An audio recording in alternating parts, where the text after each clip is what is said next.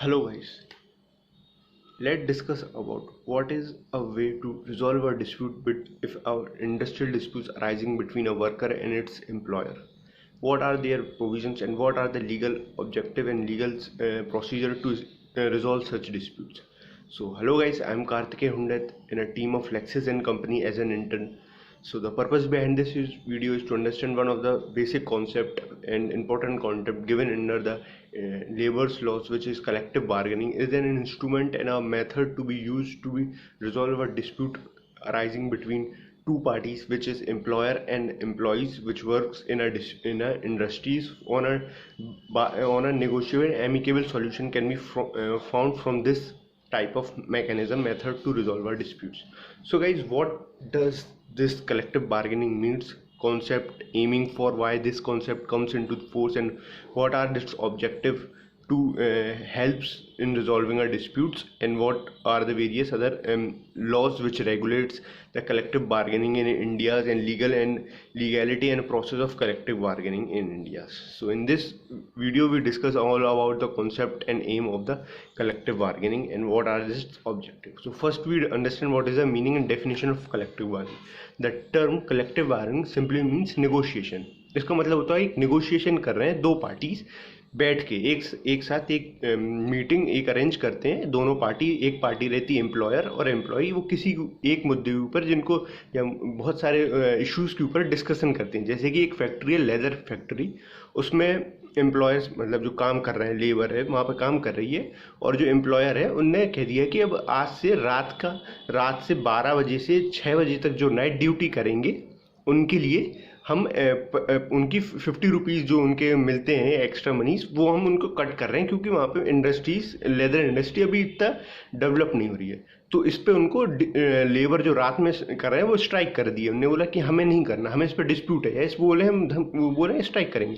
In that scenario both the parties, the trade union of labour in the leather industry of that particular industries and the employer, the owner or another, all the administrative workers comes together, sit in a meeting and puts their proposal to how to negotiate this situation and how to settle these situations. So provide an opportunity, the collective bargaining provide an opportunity to a worker to achieve an industrial democracy in which both the parties, the affected person and affected person, can come together and resolve a dispute. In Indian industries, the process of collective bargaining started away from the later 19th century and earlier 20th century, when the most legislature comes to provide a specific codified meaning of collective bargaining in India.